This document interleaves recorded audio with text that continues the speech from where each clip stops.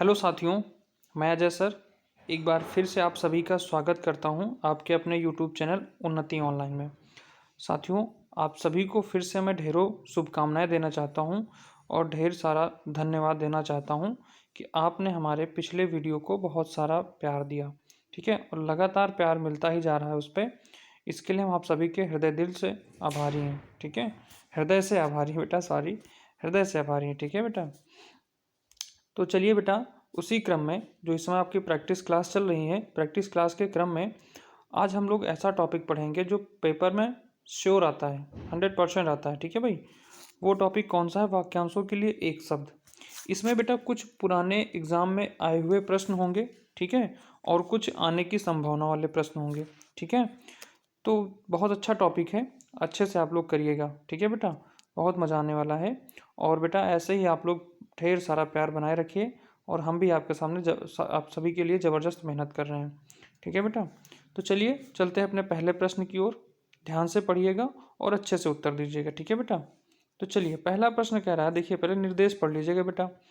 निम्नलिखित प्रत्येक वाक्यांश वाक्य खंड के लिए दिए गए विकल्पों में से सही विकल्प का चयन कीजिए। ठीक है, चलिए अब हम लोग शुरू करते हैं अपना पहला प्रश्न। ठीक है, कह रहा है कि सूर्य के उदय होने का स्थान, सूर्य के उदय होने का स्थान। बेटा फटाफट आप लोग कमेंट करिए। ठीक है, देखो अक्सर बच्चे क्या करते हैं, सूर्य के उदय होने का स्थान यानी किधर उदय होता है? पूर्व में। तो बेटा ये पूर्व आपके लिए, ठीक है, लेकिन उसके उदय होने का जो स्थान है उसे क्या कहा जाता है? ठीक है, तो उसे क्या कहा जाता है बेटा? उस स्थान को कहा जाता है उदयाचल। ठीक है, उदयाचल, इसमें उदय धन अचल। ठीक है, उदय धन अचल, ये इसको दीर्घ संधि बनाई गई है, उदयाचल। ठीक है बेटा, तो पहला विकल्प इसका सही हो जाएगा। ठीक है भाई, चलें अगले प्रश्न की ओर बढ़ते हैं। अगला प्रश्न आपके सामने कह रहा है कि जिसका जन्म अच्छे कुल में हुआ हो, जिसका जन्म अच्छे कुल में हुआ है उसे एक शब्द में क्या कहेंगे बेटा? तो उसे क्या कहेंगे बेटा? अभिजात्य कहेंगे, कुलीन कहेंगे, अत्यंज कहेंगे, अनुसूचित कहेंगे। ठीक है, आप लोग कमेंट करिए बेटा, फटाफट कमेंट करिए। सूरज, गुड बेटा। ठीक है, देखो तो उसके लिए क्या कहेंगे आप? कुलीन कहेंगे। उसे क्या कहेंगे बेटा? कुलीन कहेंगे। ठीक है, हाँ आप सभी का उत्तर सही आ रहा है बेटा। ठीक है, लेकिन लगातार आप लोग उत्तर करिए, उत्तर दीजिएगा भाई। ठीक है, चलिए आगे बढ़ते हैं। अगला प्रश्न बेटा दिया है आपके सामने, नाटक का संचालन करने वाला क्या कहलाता है? जो नाटक का संचालन करता है उसे एक शब्द में क्या कहते हैं बेटा? संचालक कहते हैं, निर्देशक कहते हैं, सूत्रधार कहते हैं, नियंत्रक। देखो बेटा, जिन बच्चों को नहीं पता है वो अक्सर क्या कहते हैं, जो नाटक का संचालन करता है उसे क्या कहेंगे? निर्देशक संचालक कह देंगे या निर्देशक कह देंगे। ठीक है, जबकि बेटा ये दोनों ही विकल्प आपके क्या हैं? गलत हैं। उसे क्या कहते हैं? उसे सूत्रधार कहते हैं। क्या कहते हैं? उसे सूत्रधार कहते हैं। ठीक है भाई, आई बात समझ में? ठीक है, ऐसे ही अभ्यास करते रहिएगा बेटा, आपको समझ में और चीज़ें जो आपकी स्पष्ट होने वाली हैं बहुत अच्छे से हो जाएंगी भाई। ठीक है, कहते हैं ना, करत करत अभ्यास के जड़मत होए सुजान, रस्सी आवत जात सिल पर परत निशान। है ना भाई, ऐसे ही लगभग आज हमारे पास आप सभी के लिए 40 प्रश्न हैं। इन 40 प्रश्नों का अभ्यास आपको बहुत कुछ सिखा के जाएगा। ठीक है बेटा, इन 40 प्रश्नों का अभ्यास आपको बहुत कुछ सिखा के जाएगा, ये मैं कोशिश कर रहा हूँ। ठीक है, चलिए उपकार के बदले किया गया उपकार। अगर किसी ने उपकार किया उसके बदले कोई उपकार कर देता है तो वो एक शब्द के लिए क्या कहा जाएगा बेटा? प्रतिकार कहा जाएगा, प्रत्युपकार कहा जाएगा, प्रतिशोध कहा जाएगा या आभार कहा जाएगा। ठीक है, तो क्या कहा जाएगा बेटा? तो सुनो बेटा, इसमें क्या कहा जाएगा? इसमें कहा जाएगा प्रत्युपकार। क्या कहा जाएगा? प्रत्युपकार कहा जाएगा। ठीक है भाई, आई बात समझ में? अगला प्रश्न ये रहा आपके सामने। कहा गया है कि जिसने इंद्रियों को जीत लिया हो, जिसने भी इंद्रियों को जीत लिया हो उसे क्या कहेंगे? तो उसे बेटा कहेंगे इंद्रजीत, जितेंद्रिय, या इंद्रियोजित, या इंद्र विजय। क्या कहेंगे भाई? जिसने इंद्रियों को जीता हो, किसको जीता हो? इंद्रियों को। देखो बेटा, जिसने इंद्रियों को जीता है तो जितेंद्रिय हो जाएगा। क्या हो जाएगा? जितेंद्रिय हो जाएगा, मतलब इंद्रियों को जीतने वाला। ठीक है, चलिए आगे बढ़ते हैं। अगला प्रश्न देखते हैं क्या कह रहा है। अगला प्रश्न कह रहा है कि जिसने इंद्र को जीता हो। देखो, इसी से मिलता जुलता प्रश्न पूछ लिया गया यहाँ पे। इस बार कह रहा है कि जिसने इंद्र को जीता हो, ठीक है, उसे क्या कहेंगे आप? इंद्रजीत कहेंगे या इंद्रजीत कहेंगे या इंद्रिय जीत कहेंगे या इंद्रजीत कहेंगे? तो बेटा इसमें थोड़ा सा फर्क है इन दोनों विकल्पों में, बाकी कुछ नहीं है। इसे क्या कहेंगे? इंद्रजीत कहेंगे। क्या कहेंगे भाई? इंद्रजीत कहेंगे। ठीक है, क्या कहेंगे? इंद्रजीत। ये विकल्प आपका सही हो जाएगा। ठीक है भाई, आगे बढ़ें। अगला प्रश्न देखते हैं क्या कह रहा है। अगला प्रश्न देखो बेटा, बहुत ही अच्छा प्रश्न है। कह रहा है कि ईश्वर को ना मानने वाला क्या कहलाता है? जो ईश्वर को नहीं मानता उसे क्या कहते हैं? यानी ईश्वर को ना मानने वाला, सनाथ, पंडित, आस्तिक, नास्तिक। ठीक है, तो बेटा ईश्वर को ना मानने वाला क्या कहलाएगा? नास्तिक कहलाता है। ठीक है भाई, क्या कहलाएगा? नास्तिक कहलाएगा। ठीक है, देखो भाई आपस में आप लोग फालतू की कमेंटबाजी मत किया करो। ठीक है, अच्छे से पढ़ाई करो बेटा। इस बार अभी हमने एक वीडियो बनाई है कि आपकी एसएससी जीडी में वैकेंसी आने वाली है। ठीक है, एसएससी जीडी में 25 नंबर की बेटा हिंदी आएगी, और मैं गारंटी ले रहा हूँ कि आप हमारे साथ में हमारी ऑफलाइन ऑनलाइन क्लासेस अगर आप लगातार देखते रहेंगे बेटा, तो मैं गारंटी ले रहा हूँ आपकी, मैं 22+ करा दूंगा। मैं पक्का कह रहा हूँ भाई। ठीक है, आप कोई भी कितना अच्छा पढ़ा रहा हो, कैसे भी पढ़ा रहा हो, हमसे उससे मतलब नहीं। ठीक है बेटा, हम आपको इतना कहेंगे कि बस आप हमारे साथ बने रहिएगा, इसी तरीके प्रैक्टिस करते रहिएगा, और ऑफलाइन क्लास या ऑनलाइन क्लास लेते रहिएगा। मैं गारंटी ले रहा हूँ बेटा, मैं आपको हिंदी में 22+ करवा दूंगा। ठीक है, हिंदी में 22+ पक्का आएंगे। ठीक है, हिंदी आपके लिए, हिंदी और रीजनिंग क्या होता है आपके लिए? प्लस पॉइंट होता है बेटा। ठीक है, चलिए आगे बढ़ते हैं। अगला प्रश्न आपके सामने है बेटा, क्या कह रहा है? कह रहा है कि जिसकी उत्पत्ति अंडे से हुई है, जिसकी उत्पत्ति अंडे से हुई है उसे क्या कहते हैं? पिंडज कहते हैं, स्वेदज कहते हैं, उद्विज कहते हैं, या अंडज कहते हैं? तो बेटा उसे क्या कहते हैं? उसे अंडज कहते हैं। क्या कहते हैं? अंडज कहते हैं। ठीक है भाई, ये सारे प्रश्न बेटा पिछले एग्जाम में पूछे गए हैं। ठीक है, मतलब यूपी टेट हो गया, यूपीपी हो गया, अन्य एग्जामों में ये सारे पूछे गए हैं। ठीक है भाई, चलिए आगे बढ़ते हैं। अगला प्रश्न कह रहा है कि ऐसा पुष्प जो अभी विकसित नहीं हुआ है, ऐसा पुष्प जो अभी विकसित नहीं हुआ है उसे क्या कहा जाएगा? देखो बेटा ये थोड़ा सा हट के प्रश्न है। ठीक है, लेकिन है आसान, एक बार इसे पढ़ लीजिएगा, बहुत अच्छे से ध्यान में रहेगा। ठीक है भाई, इसको कहते हैं बेटा मुकुल। ठीक है, आपने अक्सर आस पड़ोस में किसी बच्चे का नाम सुना होगा मुकुल। मुकुल ऐसा मतलब कि वो जो अभी पुष्प ऐसा है वो जो पूर्णतया विकसित नहीं हुआ है। ठीक है भाई, चलिए आगे बढ़ते हैं। अगला प्रश्न कह रहा है कि केवल इसी लोक से संबंधित, जो केवल इसी लोक से संबंधित हो उसे क्या कहा जाएगा? ठीक है, भूलोक कहा जाएगा, मर्त्यलोक कहा जाएगा, लौकिक कहा जाएगा, इहलौकिक कहा जाएगा। ठीक है, देखो केवल इसी लोक से संबंधित उसे क्या कहा जाएगा?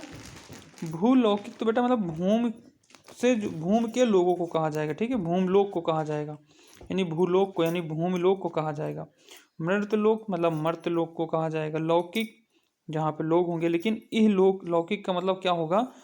यहाँ लोग। ठीक है, जिससे मैं यहाँ कहा गया ना कि इस लोक से संबंधित, वो कोई भी लोक हो। ठीक है, जिस भी लोक में होगा, यहाँ पे किसी लोक का नाम तो दिया नहीं गया है, यहाँ तो कहा गया कि इस लोक से संबंधित, केवल इस लोक से संबंधित कोई चीज़ हो तो उसे क्या कहा जाएगा? इहलौकिक कहा जाएगा। ठीक है, आगे बढ़ते हैं। अगला प्रश्न बेटा कह रहा है,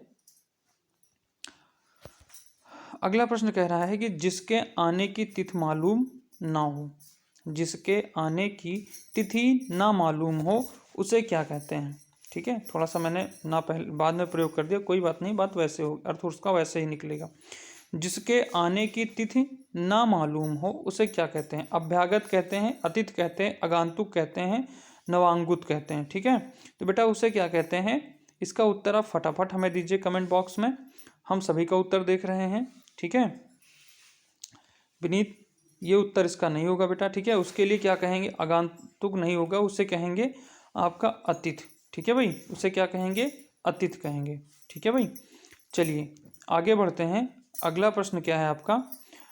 आगे प्रश्न कह रहा है कि एक ही पेट से जन्म लेने वाले, एक ही पेट से जन्म लेने वाले, जैसे दो बच्चे हैं, एक लड़का हो या लड़की है, दोनों लड़के हों, वो एक ही पेट से जन्म लेते हैं तो उसे क्या कहते हैं बेटा? ठीक है, अभिन्न कहते हैं, सहजात कहते हैं, सहोदर कहते हैं, सगे कहते हैं। कहते हैं ना ये मेरा सगा भाई है, तो क्या सगे भाई कहते हैं? ठीक है, क्या कहते हैं ये आप हमें कमेंट बॉक्स में फटाफट दीजिए आंसर। तो बेटा उससे कहते हैं सहोदर। सगा तो होता होता है, लेकिन ये सहोदर मतलब एक ही पेट से जन्म, एक ही कोख से जन्म लेने वालों को क्या कहेंगे? सहोदर कहते हैं। ठीक है, उसके बाद अगला प्रश्न आपके सामने दिया हुआ बेटा। अगला प्रश्न कह रहा है कृपा के कारण संतोष धारण किए हुए मनुष्य। ऐसा मनुष्य जो कृपा के कारण संतोष धारण किया है। ठीक है, ऐसा मनुष्य जो कृपा के कारण संतोष धारण किया है, मतलब समझो। उसके बाद फिर आप लोग कमेंट करो। ठीक है, उसके बाद इस पे विकल्प दो। कह रहा है कि कृपा के कारण संतोष धारण किए हुए मनुष्य, ऐसा मनुष्य जो किसी की कृपा के कारण अपने आप को संतोष धारण किए हुए है। ठीक है, उसे एक शब्द में क्या कहा जाएगा? कृतार्थ कहा जाएगा, उपकृत कहा जाएगा, या कृतकृम कहा जाएगा, कृतकार्य कहा जाएगा, क्या कहा जाएगा भाई? ये आप बताइए। ठीक है, फटाफट इसका उसका उत्तर दीजिए बेटा। तो देखो बेटा, इसको कहा जाएगा कृतार्थ। ठीक है, क्या कहा जाएगा? कृतार्थ कहा जाएगा। ठीक है भाई, कृतार्थ कहा जाएगा।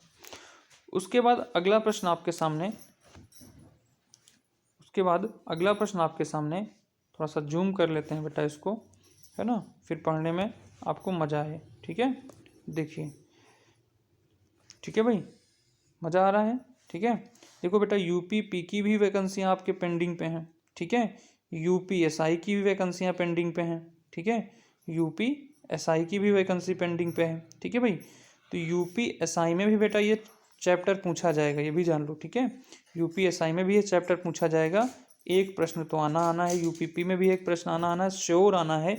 उसके बाद बेटा एक प्रश्न इसी का उसमें भी पूछा जाएगा, यूपी टेट में।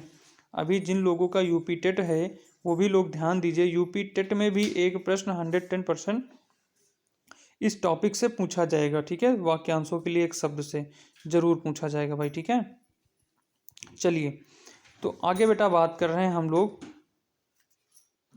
कि जिसके ऊपर किसी का उपकार हो, जिसके ऊपर किसी का उपकार हो। एक मिनट बेटा, जरा इसको हम इरेज कर देते हैं एक बार तो मजा आएगा। ठीक है, हाँ, अब ध्यान दो। जिसके ऊपर किसी का उपकार हो उसे क्या कहा जाए? कृतज्ञ कहा जाएगा, कृतकार्य कहा जाएगा, विनम्र कहा जाएगा, उपकृत कहा जाएगा। क्या कहा जाएगा बेटा? ये आप फटाफट हमें उत्तर दीजिए। 14 में क्या हो जाएगा? ठीक है, तो देखो बेटा, इसमें उपकृत हो जाएगा। क्या हो जाएगा इसका उत्तर? उपकृत हो जाएगा। ठीक है भाई, देखो एक चीज़, जैसे मैंने अभी बीच बीच में आप सभी को लग रहा होगा कि सर कहीं कहीं कृपा बोल रहे हैं, कहीं कहीं कृति बोल रहे हैं, तो देखो वो कृपा होता है, कृपा नहीं होता है। क्योंकि जैसे आपने लिखा कृपा, ठीक है भाई, आपने अगर लिखा कहीं कृपा, ठीक है, तो ये कृपा नहीं, आप बोलते जरूर इसको कृपा है बेटा। ठीक है, लेकिन ये होता क्या है? ये कृपा होता है, क्योंकि ये जो मात्रा लगाते हो किसकी लगाते हो भाई? री की लगाते हो ना। ये जो ऋषि वाला री लिखते हो, इसको ऋषि नहीं कहते हैं, ये भी ध्यान रखना। इसको ऋषि नहीं कहते हैं, इसको क्या कहते हैं? री कहते हैं, क्योंकि इसका प्रयोग री में होता है, इस री में होता है। ठीक है भाई, इस री में इसका प्रयोग होता है। तो ये जो री है इसी की तो मात्रा यहाँ पे लगाते हो हिंदी में री। इसकी जो ये स्वर है इसकी मात्रा किसमें लगाते हो? री में। तो यहाँ पे का के साथ में, का के साथ में ऐसे लग गया तो क्या हो गया? क्री। री है ना भाई, ये री है, इसकी मात्रा लगाओ या री लिखो, बात वही होती है, री होती है। तो का के साथ में ऐसे लगा तो क्री हो गया, और उसके बाद क्या लिख दिया? पा, तो कृपा। अच्छा, जैसे मान लो आपने ये लिखा मैंने, ठीक है, जैसे मैंने लिखा, ये लिखा, एक मिनट बेटा, ये नहीं, हमने कहा जैसे आपको लिखा हमने इसको, तो क्या पढ़ोगे इसको? इसको कृषि पढ़ते हो ना, कृषि। तो यहाँ पे कृषि पढ़ते हो और यहाँ पे कृपा क्यों पढ़ते हो? जबकि कृपा जो आप बोलते हो, उस कृपा को आप कैसे लिखोगे पता है? उस कृपा को जो आप बोलते हो, उस कृपा का मतलब होता है ये वाला, कृपा, का के साथ में आधा र, कृपा, और ये अगर आपने लगा दिया तो क्या हो जाएगा, कृपा। क्या हो जाएगा भाई, कृपा। ठीक है, आई बात समझ। जैसे आपने लिखा अमृत, क्या लिखते हो बेटा, अमृत बोलते हो ना, इसको क्या कहते हो, अमृत। ये अमृत बोलते जरूर हो, लेकिन ये बोलना भी इसका गलत है। इसकी ध्वनि उच्चारण ऐसे नहीं होती, इसकी अमृत होता है। क्या होता है, अमृत। जैसे अभी मान लो इसको हम और आपको क्लियर करा रहे हैं कैसे। जैसे आपने लिखा, इसको इरेज कर देते हैं बेटा। अब इसको क्या बोलोगे, मृत। क्या बोलोगे, मृत। जबकि माँ के साथ में ये क्या, अभी अभी हमने क्या बताया आपको, ये क्या लगाया आपने, री का, ऐसा री की मात्रा लगाई ना, री की मात्रा लगाई तो क्या हो गया, मृत। तो ये तो कहोगे मृत। तो जब इसमें केवल हमने आ जोड़ दिया तो क्या हो गया, ये अमृत हो गया। क्या हो गया भाई, अमृत। तो ये उच्चारण थोड़ा सा शुद्ध कर लीजिए आप लोग। ठीक है भाई, चलिए आगे बात करते हैं हम लोग। अगला प्रश्न है बेटा, एक मिनट जरा। ठीक है, हाँ, अगला प्रश्न है बेटा आगे।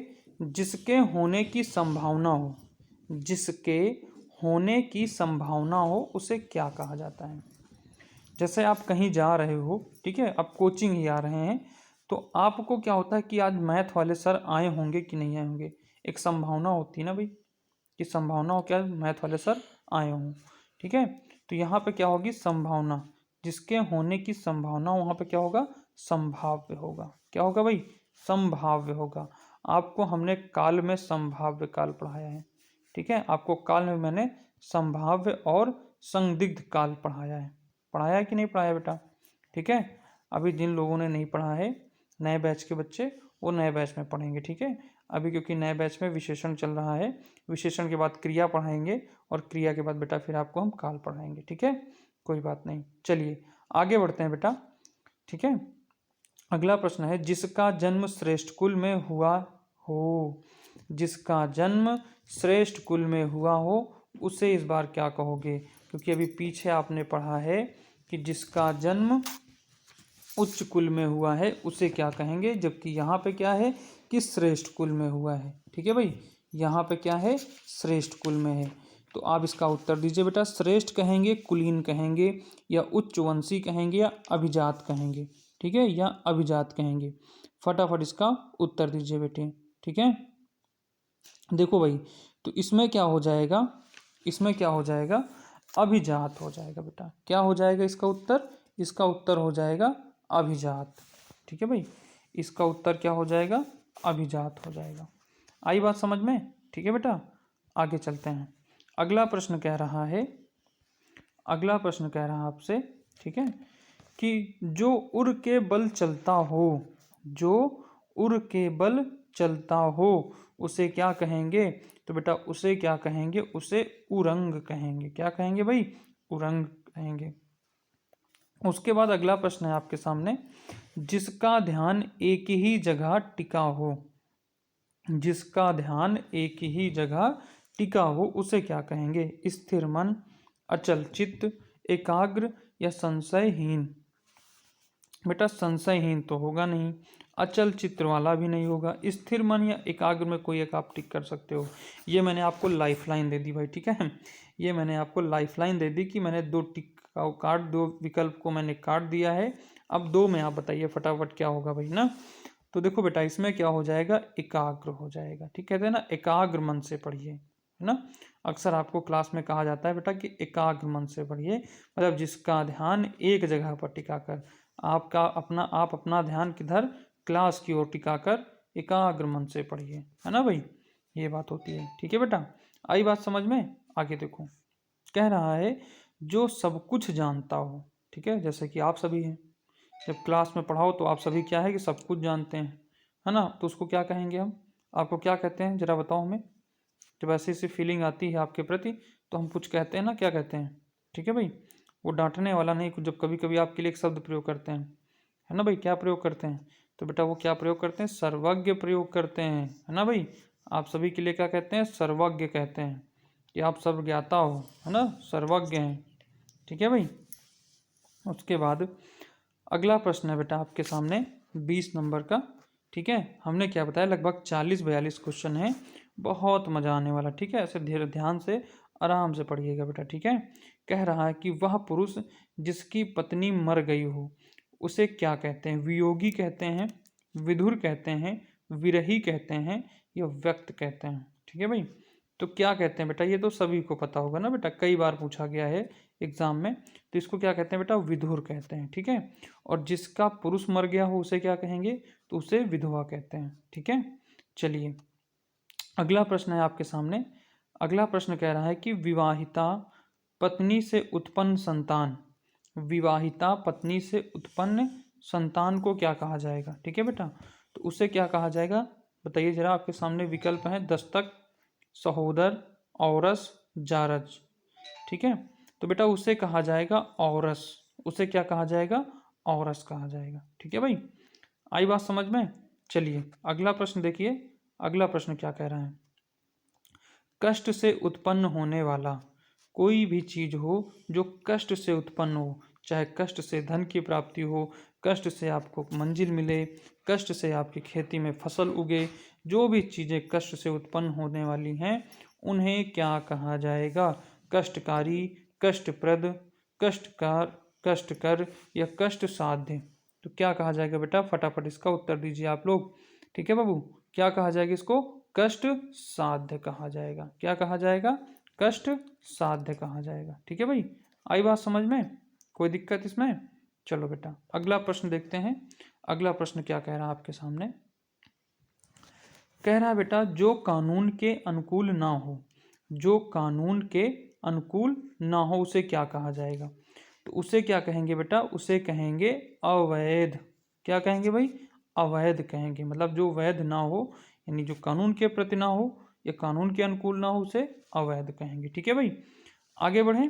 अगला प्रश्न कह रहा है बेटा वह स्त्री जिसका पति परदेश से आने वाला हो, ये ध्यान रखना भाई, ठीक है। वह स्त्री जिसका पति परदेश से आने वाला हो उसके लिए एक शब्द क्या प्रयोग करेंगे भाई, ठीक है। तो फटाफट बताइए। आगत पतिका या प्रोषित पतिका या प्रत्यस पतिका या फिर आगमिष्यत पतिका। तो बेटा ये चौथा विकल्प आगमिष्यत पतिका कहा जाएगा, ठीक है। क्या कहा जाएगा? आगमिष्यत पतिका कहा जाएगा, ठीक है भाई। आई बात समझ में? अगला प्रश्न बेटा, अगला प्रश्न क्या कह रहा है? अगला प्रश्न कह रहा है कि जो कहा जा चुका है, जो कहा जा चुका है उसे क्या कहा जाएगा? उल्लिखित कहा जाएगा, कथित कहा जाएगा, वर्णित कहा जाएगा या कथनीय कहा जाएगा, ठीक है भाई। या फिर कथनीय कहा जाएगा। क्या कहा जाएगा? जो कहा जा चुका है उसे क्या कहा जाएगा? तो बेटा उसे कहा जाएगा कथित। क्या कहा जाएगा? कथित कहा जाएगा, ठीक है भाई। आई बात समझ में? आगे देखो। भले बुरे की जानकारी, जिसके पास भले बुरे की जानकारी है उससे क्या कहा जाएगा? एक शब्द में विवेक, बुद्धि, मति या चिंता, ठीक है। क्या कहा जाएगा बेटा? फटाफट इसका उत्तर दीजिए आप लोग, ठीक है भाई। तो देखो बाबू इसका उत्तर हो जाएगा विवेक। जिसे कहते हैं ना कि आप अपने विवेक से सोच लीजिए, ठीक है। या आप आपके विवेक में आप जैसी इच्छा, ठीक है, या आप अपने विवेक से कर सकते हो, ठीक है। मतलब आपने भले बुरे की जानकारी के साथ में ये कार्य कर सकते हो, ठीक है भाई। आई बात समझ में? अगला प्रश्न, अगला प्रश्न आपके सामने, एक मिनट बेटा। अगला प्रश्न है आपके सामने, कह रहा है कि जिस पर विश्वास ना किया जा सके, जिस पर विश्वास ना किया जा सके, अविश्वसनीय, धूर्त, धोखेबाज या दगाबाज। तो क्या कहा जाएगा बेटा इसे? बहुत ही आसान प्रश्न है, इसका उत्तर तो आप 1 सेकंड में दे सकते हैं, ठीक है भाई। इसे क्या कहा जाएगा? अविश्वसनीय कहा जाएगा। क्या कहा जाएगा? अविश्वसनीय कहा जाएगा, ठीक है। जो धोखा देने वाला होता है उसे कहते हैं धोखाबाज, धोखेबाज, ठीक है। उसे क्या कहते हैं? धोखेबाज। उसके बाद अगला प्रश्न है बेटा आपके सामने, जिस पर विजय प्राप्त कर ली गई हो, जिस पर विजय प्राप्त कर ली गई हो उसे क्या कहा जाएगा? पराभूत कहा जाएगा, विजित कहा जाएगा, पराजित कहा जाएगा, अनुशासित कहा जाएगा। क्या कहा जाएगा ये बताइए, ठीक है भाई। पराजित तो उसे कहते हैं बेटा जिसको पराजित किया गया हो, ठीक है। जबकि आपसे पूछा गया जिस पर विजय प्राप्त कर ली गई हो, तो ये नहीं होगा। अनुशासित भी इसमें नहीं होगा। अब आपके सामने दो बची हुई हैं लाइफ लाइन, पराभूत या विजित। तो बेटा इसको कहा जाएगा विजित। क्या कहा जाएगा? विजित कहा जाएगा, ठीक है भाई। चलिए आगे बढ़ते हैं, अगला प्रश्न देखते हैं। वह सायकालीन बेला जब पशु वन से चरकर लौटते हैं, सायकालीन बेला जब पशु वन से चर कर लौटते हैं तो उसे क्या कहते हैं? गोधूलि कहते हैं, सूर्यास्त कहते हैं, साय बेला कहते हैं या अपराह्न कहते हैं? तो बेटा उसे कहते हैं, बहुत ही अच्छा प्रश्न है, इसे ध्यान रखिएगा, गोधूलि कहते हैं। क्या कहते हैं? गोधूलि। ये यूपी टेट में भी पूछा गया, ठीक है, यूपी टेट में भी पूछा गया था, ठीक है। चलिए आगे बढ़ते हैं, अगला प्रश्न देखते हैं। अगला प्रश्न क्या कह रहा है बेटा, ठीक है। अगला प्रश्न बहुत ही अच्छा है, इसको ध्यान से पढ़िएगा, ठीक है बेटा, और बहुत अच्छे से उत्तर दीजिएगा। जो दूसरों के सहारे जीवित रहे उन्हें क्या कहते हैं? जो दूसरों के सहारे जीवित रहे उन्हें क्या कहेंगे? परावलंबी कहेंगे, पराश्रित कहेंगे, परोपजीवी कहेंगे या पराधीन कहेंगे? जो दूसरों के सहारे जीवित रहें उन्हें क्या कहेंगे? फटाफट इसका उत्तर दीजिए बेटा, ठीक है। तो देखो भाई, उनको क्या कहेंगे? परोपजीवी। क्या कहा जाएगा? परोपजीवी। उन्हें क्या कहेंगे? परोपजीवी, ठीक है बेटा, उन्हें क्या कहेंगे? परोपजीवी, ठीक है। ये उत्तर आपका सही हो जाएगा। चलिए अगला प्रश्न देखते हैं। दिया गया है कि नवविवाहिता स्त्री, इसको क्या कहेंगे? युग्धा कहेंगे, नववधू कहेंगे, प्रौढ़ा कहेंगे या नवोढ़ा कहेंगे? क्या कहेंगे? इसका उत्तर आप फटाफट दीजिए बेटा, ठीक है। जो नई नवेली दुल्हन या नवविवाहिता स्त्री होती है उसे क्या कहते हैं? तो उसे कहते हैं नवोढ़ा। क्या कहते हैं बेटा? उसे नवोढ़ा कहते हैं, ठीक है भाई। चलिए आगे दिया हुआ है प्रश्न, कह रहा है कि जो प्रस्ताव स्वीकृत किया जा चुका है, जो प्रस्ताव स्वीकृति किया जा चुका है उसे क्या कहेंगे? स्वीकार्य कहेंगे, स्वीकृत कहेंगे, पारित कहेंगे या विचारित कहेंगे? ठीक है भाई, तो उसे क्या कहा जाएगा बेटा? तो उसे कहा जाएगा पारित, ठीक है बेटा। क्या कहा जाएगा? उसे पारित कहा जाएगा। उसे क्या कहा जाएगा? पारित कहा जाएगा। आई बात समझ में? उसे क्या कहा जाएगा? पारित कहा जाएगा, ठीक है भाई। आई बात समझ में? कोई दिक्कत इसमें? ठीक है, चलिए आगे बढ़ते हैं। अगला प्रश्न दिया हुआ है, थोड़ा सा इसमें से हटके बेटा। इस बार क्या कहा गया है, थोड़ा सा ध्यान से इसके निर्देशों को पढ़िए। कह रहा है कि निम्नलिखित प्रत्येक प्रश्न सूक्ष्म भिन्नार्थक शब्द पर आधारित है। आपको नीचे दिए गए प्रश्नों के लिए एक सही शब्द का चयन करना है। कोई दिक्कत नहीं, इसमें वैसे ही है, थोड़ा सा इसमें सिंगल शब्द के लिए प्रयोग किया गया है। व्यक्ति की तरक्की या बढ़ोतरी के लिए कोई एक शब्द दिया जाएगा, कोई वाक्य दिया जाएगा, उसके लिए क्या दिया जाएगा? एक शब्द चुनना होगा, ठीक है। प्रत्येक प्रश्न सूक्ष्म भिन्नार्थक शब्द पर आधारित है। व्यक्ति की तरक्की या बढ़ोतरी के लिए सही शब्द होगा। जब किसी व्यक्ति की तरक्की या बढ़ोतरी होने लगती है तो उसे क्या कहते हैं? उन्नति कहते हैं, प्रगति कहते हैं, योग्यता कहते हैं या उपादान कहते हैं? तो बेटा उसे क्या कहते हैं? उसे कहते हैं उन्नति, ठीक है। कहते हैं ना कि आपकी उन्नति हो, ठीक है, तो मतलब आपकी तरक्की हो या बढ़ोतरी हो, ठीक। चलिए आगे प्रश्न देखते हैं। अगला प्रश्न क्या कह रहा है? मन की उलझन, मन की उलझन, इसको क्या कहेंगे? करुणा कहेंगे, यातना कहेंगे, चिंता कहेंगे या चिंतन कहेंगे? ठीक है भाई, तो इसको बेटा कहेंगे चिंता। क्या कहेंगे? मन की उलझन, तो मन में उलझन तो मतलब कहते हैं ना चिंता हो रही भाई, हमको तो बड़ी चिंता हो रही है, मतलब मन में उलझन हो रही है ना भाई, ठीक है। चलिए अगला प्रश्न देखते हैं बेटा। अगला प्रश्न क्या कह रहा है? अगला प्रश्न कह रहा है आपके सामने, कह रहा है कि बड़ों को सामाजिक सम्मान देने के लिए प्रयुक्त शब्द, मतलब बड़ों को जब समाज के रूप में मतलब समाज में सम्मान देते हैं तो कौन सा शब्द का प्रयोग करते हैं? बंधु का प्रयोग करते हैं, महाशय का प्रयोग करते हैं, महोदय का प्रयोग करते हैं या प्रिय का प्रयोग? तो बेटा वहाँ पे महाशय का प्रयोग करते हैं, ठीक है। महोदय किसी सम्मानित या आदर सूचक, आदर के लिए करते हैं, ठीक है। लेकिन यहाँ पे हम सामाजिक तौर पे यानी समाज के तौर पर उसे क्या कर रहे हैं? सम्मान दे रहे हैं, तो यहाँ पे क्या हो जाएगा? महाशय हो जाएगा, ठीक है। आगे बढ़ते हैं। अगला प्रश्न क्या कह रहा है? उपलब्धि का अवांछित दिखावा, उपलब्धि का मतलब उपलब्धि का अवांछित दिखावा क्या होगा?